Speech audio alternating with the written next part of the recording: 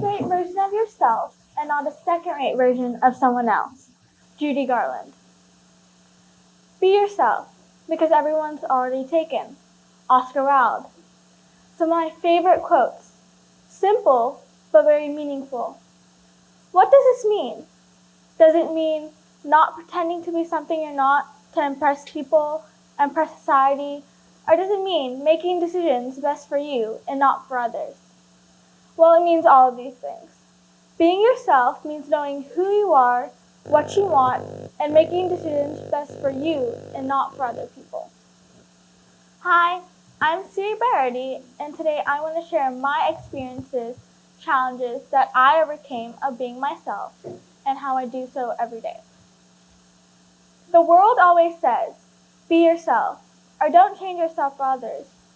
But in reality, it is very challenging to always be yourself, knowing that people might not accept you for who you are. I believe we are scared to be ourselves. We're afraid that those we care for the most won't approve of us if they see who we truly are. I started out with a few questions.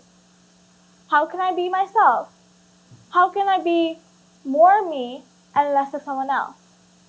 I had to accept a few things about myself. There was a time where I wanted to be someone else.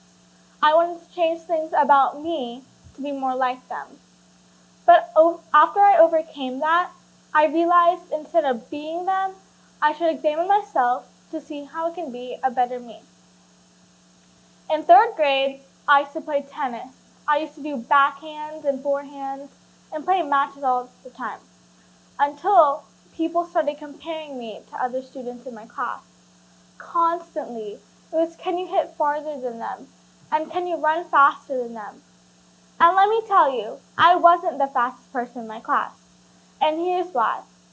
When I was about 5 years old, I had a surgery to fix my feet. I had a type of tendinitis which caused my calf muscles to be really tight, which caused me to walk on my tippy toes.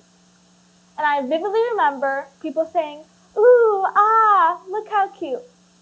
But soon, my parents realized that it was interfering with my physical activities and decided surgery was the best option. After the surgery, the doctor told me that I would have to work harder than other kids to strengthen my calf muscles, and I might not be the fastest person in my class. And that's okay. I don't have to be the fastest person in my class. My speed certainly does not define me as a person, as who I am. So back to tennis.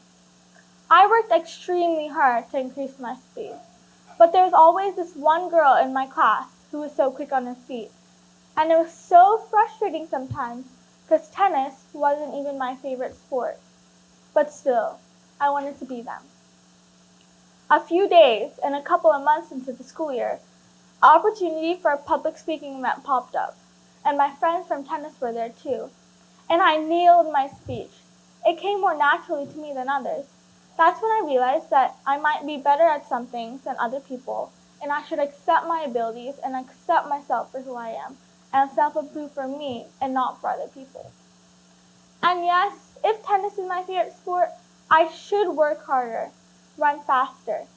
But if I'm not loving what I'm doing, what's the point? And I certainly should not continue just to beat that other girl in my class. We're all unique and have different talents. We don't always have to follow in the footsteps of others. And most importantly, we don't always have to do what other people are doing.